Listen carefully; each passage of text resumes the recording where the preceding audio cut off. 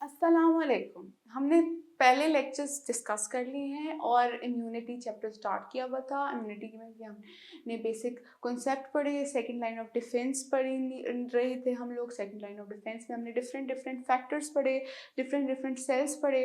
अब हमने cellular responses पढ़े। अब हमने क्या पढ़ना है, हमने पढ़ना है केमिकल रिस्पॉन्सेस के केमिकल्स किस तरह सेकेंड लाइन ऑफ डिफेंस में हमारे काम आ सकते हैं। तो आज का लेक्चर लेने के मकसद है कि आप लोगों को बता सकें कि सेकेंड लाइन ऑफ डिफेंस में कैसे केमिकल्स हेल्पफुल होते हैं हमारी बॉडी को प्रोटेक्ट करने के लिए।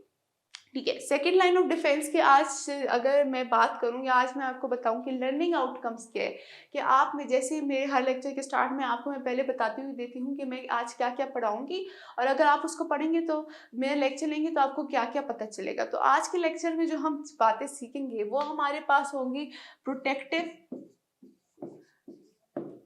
प्रोटीन, प्रोटेक्टिव प्रोटीन, और या फिर उनको हम कह देते हैं कि कॉम्प्लीमेंट सिस्टम कौन से होते हैं। ठीक है, इसके अलावा हम पढ़ेंगे कि इंटरफेरॉन्स क्या होते हैं, इन्हीं कॉम्प्लीमेंट सिस्टम में इंटरफेरॉन्स क्या होते हैं और किस तरह काम करते हैं, और इनकी कौन कौन सी टाइप्स होती हैं और कौन कौन सी टाइप्स क्या क्या करती हैं, ये बेसिकली आज के लेक्चर में हम पढ़ेंगे। फिर हम लोग जो तीसरी इंपॉर्टेंट चीज़ पढ़ेंगे वो हमारे पास पढ़ेंगे टेम्परेचर रिस्पॉन्स, कि किस तरह टेम्परेचर के बढ़ने से या टेम्परेचर के कम होने से हमारे पास जो नहीं है क्या अफेक्ट होती है, इम्यूनिटी अफेक्ट होती है, या किस तरह इम्यून सिस्टम इसको एक यूजफुल प्रोसेस का करार देता है, और किस तरह इम्यून सिस्टम में टेम्परेचर अगर आपको बुखार होता है तो किस तरह आपके लिए बेटर होता है और किस तरह आपको बुखार से फ़ायदा ही होता है। ये भी अल्लाह ताला का एक निज़ाम है कि आपको बुखार से भी अल्लाह ताला ने फ़ायदा ही पहुँचाया है। चले सही है, सबसे पहले हम लोग पढ़ते हैं प्रोटेक्टिव प्रोटीन। ठीक है, प्रोटेक्टिव प्रोटीन, और या फिर हम इसको बात कर लेते हैं, इनको कह सकते हैं कॉम्प्लीमेंट। ठीक है, अगर हम बात करें प्रोटेक्टिव प्रोटीन और कॉम्प्लीमेंट सिस्टम की, तो सबसे पहले हमारे पास आपको पता है जैसे सेलुलर रिस्पॉन्सेज होते हैं, यानी हमारे पास जब मैक्रोफेजेस बनते हैं, या हमारे पास न्यूट्रोफिल्स बनते हैं, या हमारे पास नेचुरल किलर सेल्स बनते हैं, तो इन सब को जो है कोई चीज़ स्टार्ट करती है। क्या, इन चीज़ों को सब कोई चीज़ स्टार्ट करती है, और वो सर्टेन केमिकल्स होते हैं। केमिकल्स आपको बेसिकली क्या होते हैं, वो कॉज करते हैं डिफेंस, या फिर हमें डिफेंस दूसरे सेल्स को बताते हैं या इन सेल्स को बताते हैं केमिकल्स कि आओ यहाँ पे कोई फॉरेन पार्टिकल है, यहाँ पे कोई बैक्टीरिया है जो सेल को हार्म कर रहा है, जो हमारी बॉडी को हार्म कर रहा है, इस पे अफेक्ट करो, इस पे अटैक करो। तो मतलब ये एज अ रिसेप्टर भी कह सकते हैं कि काम आ सकते हैं, कि सेंस करते हैं कि भाई ये हमारे पास बैक्टीरिया है और ये। अगर हम बॉडी की बात करें तो हमारे पास 20 to 30 प्रोटीन्स हमारे ब्लड प्लाज्मा में हर वक्त, ब्लड प्लाज्मा में मतलब हमारे खून के प्लाज्मा वाले हिस्से में कंटिन्यूसली रिवॉल्व करते हैं, कंटिन्यूसली मूव करते हैं। ठीक है, और ब्लड प्लाज्मा बेसिकली हमारे मूव करते हैं। आपकी अगर इंफॉर्मेशन के लिए मैं बताती हूँ, ये बेसिकली लिवर बनाता है, और लिवर ही इनको ब्लड में वो करता है कि ट्रांसपोर्ट करता है। इसलिए कहते हैं लिवर का आप बहुत ज़्यादा ख्याल रखा करें, आपके लिवर को हमेशा ठीक होना चाहिए, क्योंकि ये आपके डिफेंस मैकेनिज्म में भी काम आता है। ठीक है, लिवर हमारे पास बेसिकली ये सब कुछ करता है। ब्लड प्लाज्मा में हमारे पास क्या होते हैं, केमिकल्स होते हैं, और ये केमिकल्स जो हैं ब्लड में फ्लो करते हैं। जब ये हमारे पास किसी बैक्टीरिया से या किसी पैथोजन से, पैथोजन आप जानते हैं ना, पैथोजन पैथोजन जो हमारे पास क्या कहते हैं कि हार्मफुल एजेंट होता है या माइक्रो ऑर्गेनिजम्स के साथ आते हैं, तो ये उस पर अटैक करता है। ठीक है, और अटैक किस तरह करता है, अगर हम बात करें एक किस्म की पोर्फिरिन की बात करें, वो भी एक प्रोटीन है, आपको पोर्फिरिन पहले भी पता है कि जो नेचुरल किलर सेल्स है वो इसको बेसिकली प्रोड्यूस करते हैं। तो अटैक करता है इनके ऊपर। किस तरह अटैक करता है, मेम्ब्रेन पे अटैक करता है, बैक्टीरिया की मेम्ब्रेन कॉम्प्लेक्स पे अटैक करता है, और मेम्ब्रेन कॉम्प्लेक्स में क्या कॉज कर देता है, एक होल, क्या बना देता है, एक होल बना देता है, एक सुराख कर देता है। फिर उस मेम्ब्रेन कॉम्प्लेक्स में क्या भरता जाता है, पानी भरता जाता है, और पानी भरने से वो स्वेलो होता जाता है। मतलब अगर आप एक बलून लें, उसमें पानी भरते जाएं भरते जाएं भरते भरते जाएं, एक वक्त आएगा पानी ज़्यादा भरा नहीं जाएगा और वो बलून फट जाएगा। इसी तरह यही होता है कि ये पहले एक होल बलून की तरह, जिस तरह बलून का सुराख बना, इस सेल के अंदर, बैक्टीरियल सेल के अंदर सुराख बना देता है, फिर उसके अंदर पानी भरता है भरता है भरता है भरता है भरता है और फिर इवेंचुअली उसको बर्स्ट कर देता है। ये बेसिकली पोर्फिरिन की मैं बात करूँ, ये केमिकल है। सही है। कॉम्प्लीमेंट सिस्टम मैं अगेन बताती हूँ, ये आपके पास एक केमिकल सिस्टम है और क्या करता है ये हमारे पास सेलुलर सिस्टम को क्या करता है, राइज करता है। मतलब मैक्रोफेजेस, न्यूट्रोफिल्स, इन सबको राइज करता है। और फिर अगर हम इसकी क्वांटिटी की बात कीजिए तो 20 to 30 प्रोटीन्स हमारे ब्लड प्लाज्मा में मूव करती हैं। बेसिकली ये प्रोटीन्स हमारे पास कहाँ बनती है कि हमारे पास लिवर में बनती है, और जो बैक्टीरिया है वो इसको ऊपर अफेक्ट करती है। बैक्टीरिया पे किस तरह अफेक्ट करती है, पहले उनके मेम्ब्रेन कॉम्प्लेक्स जो यानी उनकी जो मेम्ब्रेन है उस पर अफेक्ट करती है और उसमें पानी भरने की कोशिश करती है और फिर पानी भर जाता है तो फिर वो फट जाता है। ठीक है। अगर हम इस कॉम्प्लीमेंट सिस्टम का एक और प्रोटीन की बात करें या हम एक इम्पॉर्टेंट प्रोटीन की बात करें तो हमारे एक इम्पॉर्टेंट केमिकल की बात करें तो हमारे पास क्या, किसका नाम आ जाता है, इंटरफेरॉन। तो ये इंटरफेरॉन हमारे पास बेसिकली क्या होता है, साइटोकाइंस की एग्जांपल होती है। साइटोकाइंस मतलब ये जो नहीं डिस्ट्रक्शन कॉज करते हैं, सही है, सेल्स की डिस्ट्रक्ट करके उनको मतलब क्या कह सकते हैं, उन पे अफेक्ट करते हैं, डिस्ट्रक्शन कॉज करते हैं। बेसिकली अगर हम बात करें इंटरफेरॉन्स की तो इंटरफेरॉन्स हमारे पास किस तरह अफेक्ट करते हैं, ये बेसिकली आपके पास एक डायग्राम आई हुई है। ये देखिए यहाँ पे आपके पास वायरस आया हुआ है। ठीक है। यहाँ पे इंटरफेरॉन अल्फा और बीटा पैरासीन अफेक्ट, उसने अफेक्ट किया अल्फा और बीटा ने, और अल्फा बीटा ने यहाँ पे इसकी वायरस की मशीनरी को ड्रॉ किया और इस तरह वायरल की एंट्री भी इन लोगों ने अफेक्ट की और वायरल शेडिंग भी उन लोगों ने की, और ये सब चीज़ें इन्होंने की। अब मैं आपको इसको और आपको समझ नहीं आ रहा होगा लेकिन मैं आपको वापस समझाती हूँ। ये अल्फा और बीटा क्या इंटरफेरॉन है, फिर ये वायरल मशीनरी क्या है, वायरल एंट्री इनहिबिटेड क्या है, वायरस इन्फेक्टेड सेल आ गया, ये सब चीज़ें क्या हैं। ठीक है। इंटरफेरॉन्स आपको मैं बताती हूँ। इंटरफेरॉन्स बेसिकली हमारे पास साइटोकाइंस होते हैं, मतलब ऐसे सेल्स होते हैं जो डिस्ट्रॉय करते हैं, जो डिस्ट्रक्शन कॉज करते हैं। ठीक है। ऐसे प्रोटीन्स होते हैं जो डिस्ट्रक्शन कॉज करते हैं, और ये भी हमारे पास किस सेल्स पे, इन्फेक्टेड सेल पे अफेक्ट करते हैं। और किस किस्म के इन्फेक्टेड सेल्स पे अफेक्ट करते हैं, हमारे पास दो किस्म के इन्फेक्टेड सेल्स पे अफेक्ट करते हैं, जो कि हमारे पास वायरस से इन्फेक्ट होते हैं। सही, वायरस से हमारे पास जो इन्फेक्ट होते हैं उनको हम लोग बेसिकली ये कॉज करते हैं इंटरफेरॉन की अगर हम लोग यहाँ पे एक डायग्राम देख ले, यहाँ पे देखिए इन्फेक्शंस कॉज किया हुआ है, वायरल इन्फेक्शन कॉज किया हुआ है, ये वायरली इसको इन्फेक्ट किया हुआ है। ठीक है। और फिर इन्फेक्ट किया हुआ है और इसको अल्फा और बीटा भी आपको नजर आ रहा है। पैराकेराइन इफेक्ट क्या है, हमने ये डिस्कस करना है। इंटरफेरॉन्स बेसिकली हमारे पास 2 टाइप्स के होते हैं। जो टाइप 1 होता है उसमें हमारे पास क्या होता है, अल्फा और बीटा इंटरफेरॉन्स। ठीक है। फिर जो हमारे पास दूसरा टाइप 2 होता है उसमें हमारे पास कौन सा इंटरफेरॉन्स आ जाता है, गैमा इंटरफेरॉन्स। ठीक है। अब इनके हम लोगों ने फंक्शन की बात करनी है कि अल्फा और बीटा इंटरफेरॉन क्या करते हैं। इंटरफेरॉन की अगर मैं आपको बात करूं, इंटरफेरॉन वायरसेस के अगेंस्ट एक्ट करते हैं। बेसिकली जो अल्फा और बीटा इंटरफेरॉन है वो जो है वायरल मशीनरी, क्या कहते हैं, वायरल मशीनरी पर अफेक्ट करते हैं।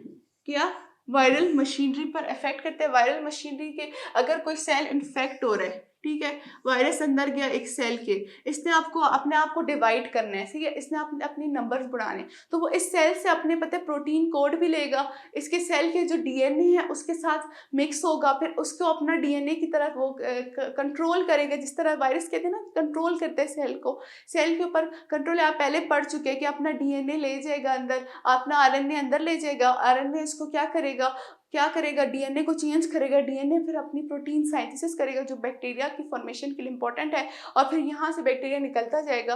तो ये क्या करेगा, ये जो है आरएनए के साथ अफेक्ट करेगा, ये आरएनए को कोशिश करेगा कि आरएनए जो है और ज़्यादा वायरसेस ना पड़े। इस तरह वो क्या कर सकते हैं कि दूसरे सेल्स से भी इन्फेक्शन का प्रोसेस कम करते हैं। क्या, दूसरे सेल्स भी प्रोटेक्ट रहते हैं इसके इन्फेक्शन से, वायरल इन्फेक्शन से प्रोटेक्ट करते हैं। फिर अगर हम बात करें अल्फा और बीटा की, तो अल्फा बीटा यही काम करते हैं, वायरल और इन्फेक्शन को स्टॉप करते हैं। फिर हमारे पास आए गैमा। गैमा हमारे पास इंटरफेरॉन्स।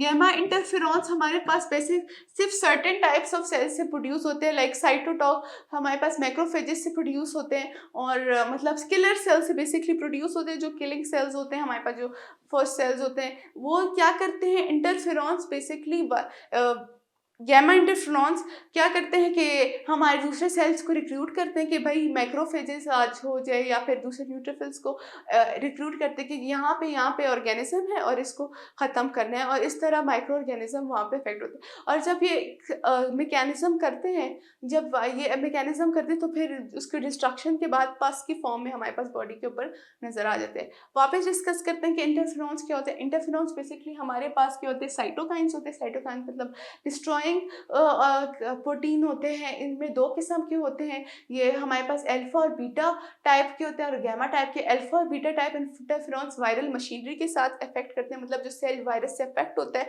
उसको जो नहीं रोकते हैं कि वो और ज़्यादा वायरसेस प्रोड्यूस ना करे। उसकी जो बाहर की अफेक्टिंग साइट्स है उनको भी ब्लॉक कर देती हैं कि और भी सेल्स इनके साथ अटैच हो के या इनके साथ लग के बीमार ना हो जाए, या और भी सेल्स वायरस के शिकार ना हो जाए। और फिर क्या करते हैं, और गैमा इंटरफेरॉन्स होते हैं। गैमा जो इंटरफेरॉन्स होते हैं वो दूसरे मैक्रोफेजेस और उनको रिक्रूट करते हैं, उनको दूसरे मैक्रोफेजेस को बोलते हैं कि यहाँ आओ, यहाँ पे काम करो। और फिर जब वहाँ पे वो काम कर लेते हैं तो पस की फॉर्म में, जब इनकी डेथ होती है तो पस की फॉर्म में बॉडी के ऊपर नजर आ जाते हैं।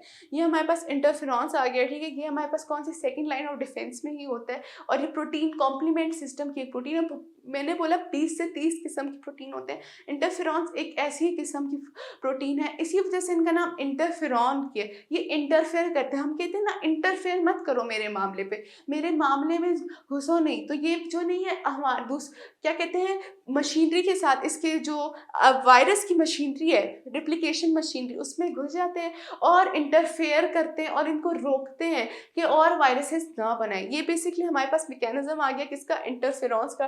डायग्राम में देख लें, जैसे देखें यहाँ पे इंटरफेरॉन ने एक्ट किया इस वायरस पे, इन्फेक्टेड वायरस वाले सेल पे, और फिर क्या की, इसकी वायरल रेप्लिकेशन को स्टॉप किया, इनहिबिट किया। इनहिबिट मतलब रोकना किया। और फिर वायरल शेडिंग भी इनहिबिट की, और भी वायरसेस की प्रोडक्शन भी इनहिबिट की, और वायरल एंट्री भी इस सेल के अंदर से इनहिबिट की कि इनके अंदर वायरल सेल भी नहीं आ सकते हैं। ये हमारे पास बेसिकली आ गया इंटरफेरॉन का मैकेनिज्म। अब जो हम अगला पढ़ेंगे टेम्परेचर रिस्पॉन्स पढ़ेंगे कि टेम्परेचर रिस्पॉन्स क्या होता है। इसमें भी अगर हम कहें कि केमिकल रिस्पॉन्स होता है तो फिर इसमें कोई बात गलत नहीं होगी, ठीक है। आपको पता है कि मैक्रोफेजेस क्या, कोई प्रोटीन रिलीज करते हैं। उन प्रोटीन को क्या कहते हैं, उन प्रोटीन को हम कहते हैं इंटरल्यूकिन, ठीक है। इसके अलावा हमारे पास जो बैक्टीरिया है वो हमारे पास पायरोजेंस रिलीज करते हैं। पायरोजेंस मतलब, पायरो मतलब फायर और जेंस मतलब प्रोड्यूसिंग, ठीक है। यूजुअली क्या होता है, एंडोटॉक्सिन होते हैं, बैक्टीरिया के अंदर ही होते हैं। जो बैक्टीरिया आपको हार्म कर रहे होते हैं एंडोटॉक्सिन्स होते हैं वो, ठीक है। वो हमारे पास बेसिकली क्या कहलाते हैं, पायरोजेंस होते हैं। पायरोजेंस जो होते हैं जो टेम्परेचर को राइज करते हैं। और हमारे पास क्या होता है, मैक्रोफेजेस से जो हमारे पास रिलीज होता है इंटरल्यूकिन 1, वो हमारे पास टेम्परेचर रिस्पॉन्स शो करता है, ठीक है। ये जो है, जब हाइपोथैलेमस, ब्रेन का एक पार्ट है, ब्रेन का पार्ट है हाइपोथैलेमस, उधर जाके अफेक्ट करते हैं और उनको बोलते हैं कि ब्रेन को ऐसे चीज़ें रिलीज करें, ऐसा मैकेनिज्म करें कि हमारा जो बॉडी का टेम्परेचर है वो बढ़ जाए, ठीक है। बॉडी का टेम्परेचर किस तरह बढ़ता है कि मतलब हमारी बॉडी से जो नहीं है ज़्यादातर हीट को ट्रांसफ़र नहीं करने देते, मतलब बाहर एक्सक्रीट नहीं करने देते, जो हम लोग करते हैं कि जहाँ लिविंग ऑर्गेनिज्म, हम कहते हैं ना बॉडी हीट बाहर एक्सक्रीट करती है, बाहर बॉडी हीट को एक्सक्रीट नहीं करते। ऐसे केमिकल्स मेटाबॉलिक प्रोसेस को तेज़ कर देते हैं ताकि ज़्यादा अमाउंट ऑफ हीट बन जाए। इस तरह हमारे पास टेम्परेचर बढ़ जाता है। नॉर्मल टेम्परेचर जो हमारा होता है वो होता है हमारा 37 सेल्सियस। 37 सेल्सियस से हमारा टेम्परेचर बढ़ा देते हैं या बेसिकली 39 सेल्सियस कर देते हैं, ठीक है। इस 39 सेल्सियस होने से क्या होता है, जो बैक्टीरिया होता है, जो बैक्टीरिया हमारी बॉडी के अंदर होता है, उसकी जो है डेवलपमेंट ख़त्म हो जाती है। उसकी डेवलपमेंट क्या होती है, इनहिबिट हो जाती है, उसकी डेवलपमेंट रुक जाती है। अब डेवलपमेंट कैसे रुक जाती है, जो बैक्टीरिया होते हैं ना उनके पास होती है प्रोटीन कोट, प्रोटीन कोट मतलब उनके जो बाहर का सरफेस होता है, आपने फर्स्ट चैप्टर में पढ़ा होगा बैक्टीरिया का स्ट्रक्चर, जो नहीं है उनका जो सेल वॉल होता है, सेल मेम्ब्रेन होती है, वो प्रोटीन से बनी होती है, वो उस प्रोटीन को कोट को डिस्ट्रॉय करते हैं। इसके अलावा जो ब्लड में है ना, वो आयरन का लेवल कम कर देते हैं। कैसे ब्लड में आयरन का लेवल कम करते हैं कि जो लिवर है उसमें जो है आयरन ज़्यादा स्टोर होने लग जाता है, ठीक है। और इस तरह जो है ब्लड में जो आयरन कम हो जाता है, जब ब्लड में आयरन कम हो जाता है तो फिर इनकी ग्रोथ कम हो जाती है, क्योंकि बैक्टीरिया को जो नहीं है आयरन की ज़रूरत होती है इनकी ग्रोथ के लिए, ठीक है। और इस तरह टेम्परेचर बढ़ने से हमारे पास क्या हो जाता है, बैक्टीरियल ग्रोथ रुक जाती है। लेकिन ज़्यादा अरसे के लिए भी टेम्परेचर बढ़ जाए तो ये भी हमारे लिए बहुत बड़ा मसला क्रिएट कर सकता है। किस तरह मसला क्रिएट कर सकता है कि जो जब हमारे पास टेम्परेचर का राइज होता है तो हमारी बॉडी में होते हैं एंजाइम्स। एंजाइम्स आपको पता है किसके बने होते हैं, प्रोटीन, ठीक है। प्रोटीन की हमारे पास क्या होती है, डीनेचुरेशन। अब डीनेचुरेशन क्या है, डीनेचुरेशन मतलब कि उनके जो है बॉन्ड्स वगैरह तोड़ना शुरू हो जाते हैं, और मतलब एंजाइम्स भी हमारे पास एक तरह काम नहीं कर सकते। इसलिए जो इसका टेम्परेचर कम करने के लिए हम लोग क्या कहते हैं, एंटीपायरेटिक ड्रग्स देते हैं। क्या, एंटीपायरेटिक ड्रग्स देके, एंटीबायोटिक जो हमारे पास क्या करते हैं, टेम्परेचर कम करते हैं। आपको पता चल गया कि टेम्परेचर रिस्पॉन्स किस तरह हमारे पास सेकेंड लाइन ऑफ डिफेंस पे काम करता है।